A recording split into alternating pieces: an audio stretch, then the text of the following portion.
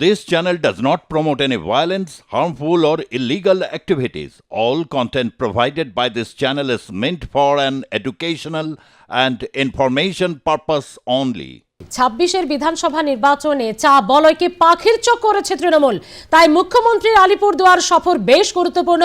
মুখ্যমন্ত্রীর প্রশাসনিক বৈঠকে বার্তা থেকে মিলল সেই আভাস। সরকারি প্রকল্প বাস্তবায়নে ধীর গতি নিয়ে মুখ্যমন্ত্রীর ধমক খেতে হলো প্রশাসনিক আধিকারিকদের। পাশাপাশি আলিপুরদুয়ারে মুখ্যমন্ত্রীর সফরের মাঝে জন বার্লার ফুল বদল নিয়ে জোর জল্পনা।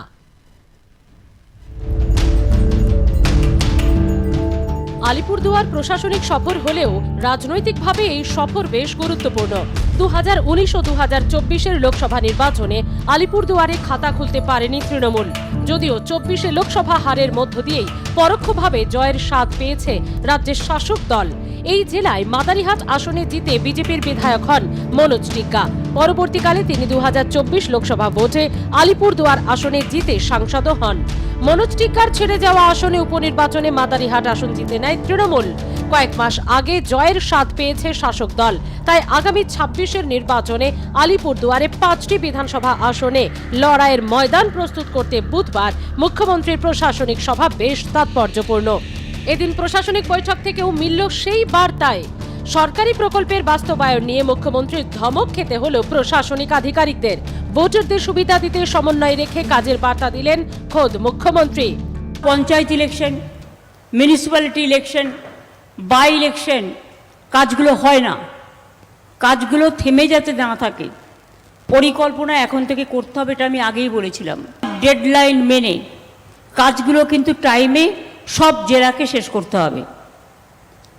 পরবর্তী আর্থিক বছরে যে কাজ দেওয়া হবে সেগুলো 31শে ডিসেম্বরের মধ্যে শেষ করতে হবে।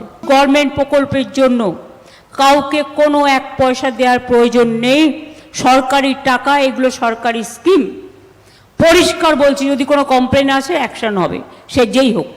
অন্যদিকে মাদারিহাট আসনে বিজেপির পরাজয়ের কারণ হিসেবে উঠে এসেছে মনোজ টিগ্গা বনাম জন বার্লার দ্বন্দ্ব। সেই জন বার্লার ফুল বদল নাকি এখন সময়ের অপেক্ষা। বৃহস্পতিবার আলিপুরদুয়ারে সুভাষিনী চা বাগানে মুখ্যমন্ত্রীর সভায় আমন্ত্রণ পেয়েছেন জন বার্লা। মুখ্যমন্ত্রীর সভায় আমন্ত্রণ পেয়ে রীতিমতো আপ্লুত জন বার্লা। তবে সুচতুরভাবে ফুল বদল প্রসঙ্গ এড়িয়ে গেলেন এই আদিবাসী নেতা।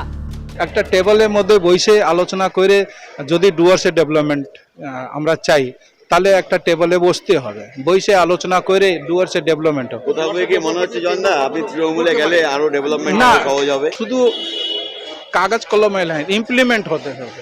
ওইটা ইমপ্লিমেন্ট তো পাচ্ছি না। না, চা শ্রমিকরা অনেক প্ল্যান হচ্ছে, চা শ্রমিকরা আলাদা কিছু তো প্যাকেজ দেওয়ার উচিত। চা বাগানগুলো বন্ধ হয়ে যাচ্ছে।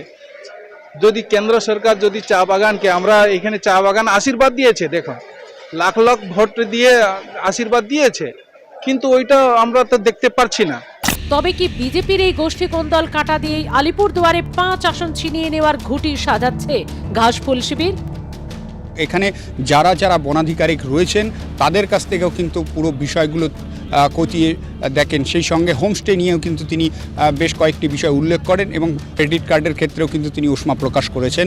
তবে মুখ্যমন্ত্রীর বিভিন্ন বিষয় খতিয়ে দেখা এবং ডুয়ার্সের প্রশাসনের আধিকারিকদের সঙ্গে আলোচনা করার পাশাপাশি সেগুলো নিয়ে অবিলম্বে পদক্ষেপ নেওয়ার কথা তিনি এখানেই জানালেন। আলিপুরদুয়ার থেকে সুপ্রিয় বসাক, আর+ নিউজ। অনেকেই বলছেন বিজেপির শক্ত ঘাঁটি উত্তরবঙ্গে এবার মাদারিহাট দিয়ে দাঁত ফোটানো শুরু করে দিয়েছে তৃণমূল। সেই মাদারিহাটই কি অক্সিজেন দিয়েছে সুপ্রিমোকে? সে কারণেই কি তার আজকের এই সফরে অত্যন্ত গুরুত্ব পাচ্ছে জন বার্লা ইস্যু? কথা বলবো, আমাদের সঙ্গে রয়েছে আমাদের প্রতিনিধি সুপ্রিয় বসাক। সুপ্রিয়, চা বলয় নিয়ে ভাবনা চিন্তা, জমির পাট্টা প্রদান, প্রশাসনিক বৈঠকে কর্তা ব্যক্তিদের জনসংযোগে এবং সরকারি প্রকল্পের সুবিধা প্রদানে জোর দিতে হবে, এসব তো ঠিক আছে, কিন্তু মনোজ টিগ্গা বনাম জন বার্লা ইস্যু এবং মাদারিহাট তৃণমূলের জয়লাভ, এটা কি সুপ্রিমোকে আরো খানিকটা অক্সিজেন দিয়েছে? সেই ফায়দায় কি 2026-এ ঘরে তুলতে আলিপুরদুয়ারে আজকের এত তোড়জোড়? সুপ্রিয়,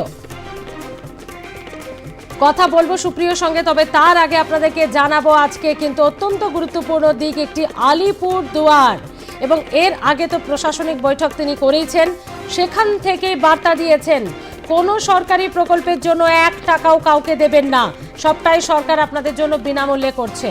এবং সরকারি প্রতিনিধিদের তথা আধিকারিকদের কড়া ধমক দিয়ে বলেছেন জনসংযোগ ভালোভাবে রাখতে হবে, দুয়ারে পরিষেবা পৌঁছে দিতে হবে। কথা বলবো, আমাদের সঙ্গে রয়েছে আমাদের প্রতিনিধি সুপ্রিয় বসাক। সুপ্রিয়, যেটা বলছিলাম যে চা বলয়ের মানুষের জন্য ভাবা, জমির পাট্টা প্রদান, প্রশাসনিক কর্তাদের জনসংযোগে জোর, এই সমস্ত কিছু তো খাতায় কলমে ঠিক আছে, কিন্তু জনবালা বনাম মনোজ টিকা ইস্যু, যার ফল কিন্তু মাদারিহাট। সেই মাদারিহাট যে তৃণমূলকে অক্সিজেন জুগিয়েছে, উত্তরবঙ্গ শক্তঘাটি বিজেপির বদলে দাঁত ফোটানো তৃণমূলকে বলার অপেক্ষা রাখে না। সেই ফসল 26-এ ঘরে তুলতেই কি তোড়জোড়ে আজকে আলিপুর দুয়ারে মুখ্যমন্ত্রী? বলা যেতে পারে সেটাই যে ডুয়ার্সের এই আলিপুরদুয়ার যেটা এলাকা রয়েছে, আলিপুরদুয়ার বিধানসভা ক্ষেত্র, আলিপুরদুয়ারের লোকসভা কেন্দ্র, এই সমস্ত বিষয় কিন্তু দীর্ঘদিন এই শক্ত ঘাঁটি দখল করার, কিন্তু লোকসভার নির্বাচনে কিন্তু সেটা সম্ভব হয়নি, যদিও বা পরবর্তীতে বিধানসভা উপনির্বাচনে সেই জায়গা কিন্তু ছিনিয়ে নিয়েছে বিজেপির শক্ত ঘাঁটি। এই মাদারিহাট বিধানসভা, যেটাতে এই মুহূর্তে আমি দাঁড়িয়ে রয়েছি, সেই মাদারিহাট বিধানসভা, সেই জায়গাতে দাঁড়িয়ে যে প্রভাব এই ডুয়ার্সের চা বলয়ে, সেই প্রভাব কিন্তু সেটা তৃণমূল খুব স্পষ্টভাবেই জেনে গেছে যে জন বার্লার একটা প্রভাব কিন্তু চা বলয়ে রয়েছে।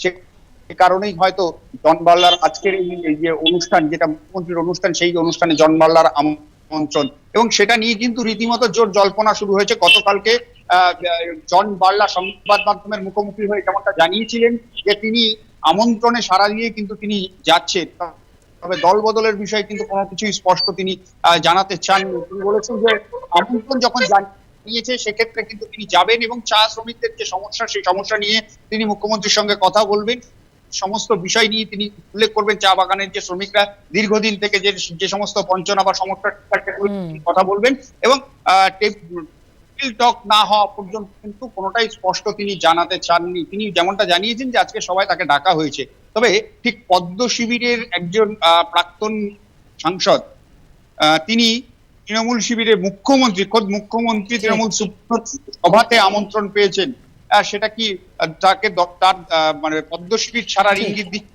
যেটা নিয়েই কিন্তু জোর সমালোচনা বা জোর জল্পনা এই মুহূর্তে তুঙ্গে গোটা ডুয়ার্স জুড়ে।